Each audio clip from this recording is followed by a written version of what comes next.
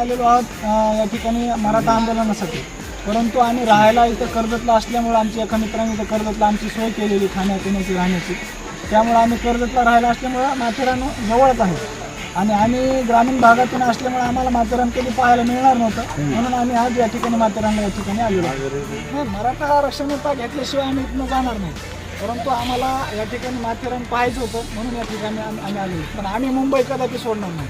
तरंगे पाटलांनी सांगितलं होतं की तुमच्या गाड्या मुंबईमध्ये जिथं पार्क करता येतील त्या ठिकाणी पार्क करा आणि ज्या दिवशी मी सांगल त्या दिवशी तुम्हाला मुंबई जशी जाम करता येईल तशा पद्धतीने आणखी जाम करायचं. त्यामुळे आम्ही या ठिकाणी कर्जतला आमची गाडी पार्क केलेली आहे आणि आम्ही रोज या ठिकाणी लोकांना आझाद मैदानाला या ठिकाणी जातो.